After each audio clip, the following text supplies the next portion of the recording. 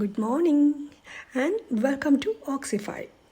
നമ്മളെല്ലാവരും നമ്മുടെ refrigerator wallpapers വെച്ചും സ്റ്റിക്കേഴ്സ് വെച്ചുമൊക്കെ ഡെക്കറേറ്റ് ചെയ്യാറുണ്ട്.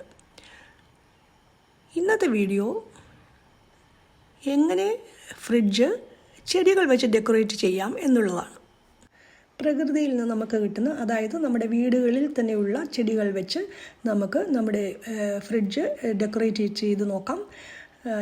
ഈ വീഡിയോയിൽ നിങ്ങൾ കാണുമ്പോൾ തന്നെ നിങ്ങൾക്ക് മനസ്സിലാകും, നല്ല ഭംഗിയാണ് കാണാൻ, അല്ലേ? ഇങ്ങനെ നമ്മൾ ചെയ്യുമ്പോൾ, അതായത് നാച്ചുറലായിട്ട് നമ്മൾ ചെയ്യുന്ന ചെടികളൊക്കെ വെച്ച് ചെയ്യുമ്പോഴുള്ള ഭംഗി നമ്മൾ ആർട്ടിഫിഷ്യലായിട്ട് ചെയ്യുന്ന കാര്യങ്ങൾക്ക് കിട്ടില്ല. ആർട്ടിഫിഷ്യലായിട്ട് മേടിച്ചിട്ട് നമ്മൾ സ്റ്റിക്കർ പതിപ്പിക്കുന്നതിന് കിട്ടില്ല.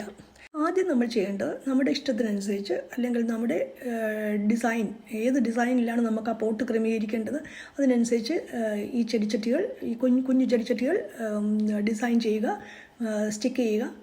എന്നിട്ട് പിന്നെ വെള്ളം ഒഴിച്ചു കൊടുക്കുകയോ അല്ലെങ്കിൽ മണ്ണിടുകയോ ചെയ്യാം. ഞാൻ വെള്ളമൊഴിച്ചിട്ടാണ് ഈ ചെടികൾ വെച്ചിരിക്കുന്നത്. വെള്ളമൊഴിച്ചിട്ടാകുമ്പോൾ നിങ്ങൾക്ക് കുറച്ചുകൂടി മെയിൻറ്റെയിൻ ചെയ്യാൻ ഈസി ആയിരിക്കും.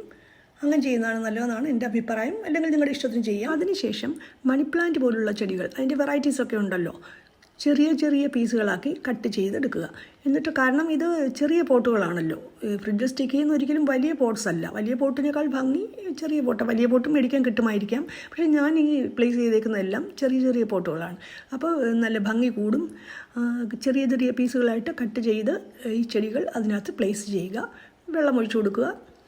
ഇത് കണ്ടു നോക്കൂ, 3 ഡിസൈനുകളിലാണ് ഞാൻ ഈ പോട്ടുകൾ ക്രമീകരിച്ചിരിക്കുന്നത്. നല്ല ഭംഗിയുള്ള ഡിസൈനുകളാണെന്ന് എനിക്ക് തോന്നുന്നു. നിങ്ങൾക്ക് ഇഷ്ടപ്പെട്ടെങ്കിൽ ഈ രീതിയിൽ ചെയ്യുക. അല്ല, നിങ്ങളുടെ മനസ്സിൽ തോന്നുന്ന ആശയത്തിൽ, നിങ്ങളുടെ ഇഷ്ടത്തിനനുസരിച്ച് നിങ്ങൾ ഡിസൈൻ ക്രമീകരിക്കുക. ഇതുപോലെ ഫ്രിഡ്ജ് ഡെക്കറേറ്റ് ചെയ്താൽ നല്ലൊരു അന്തരീക്ഷം, അതായത് നല്ലൊരു എൻവയൺമെൻറ്റ് ക്രിയേറ്റ് ചെയ്യുവാൻ നമുക്ക് സാധിക്കും. നല്ലൊരു ഫ്രഷ്നെസ് നമുക്ക് ഫീൽ ചെയ്യും. അതുകൊണ്ട് ഇതുപോലെ എല്ലാവരും ചെയ്യുവാൻ ശ്രമിക്കുക. എൻ്റെ വ്യൂവേഴ്സിനൊക്കെ ഒത്തിരി താങ്ക്സ് ഉണ്ട് കേട്ടോ, എന്നെ സപ്പോർട്ട് ചെയ്യുന്നതിന്. ഈ വീഡിയോസൊക്കെ എല്ലാവർക്കും, ഫ്രണ്ട്സിനും റിലേറ്റീവ്സിനും ഒക്കെ ഷെയർ ചെയ്യണം. Thank you so much for watching.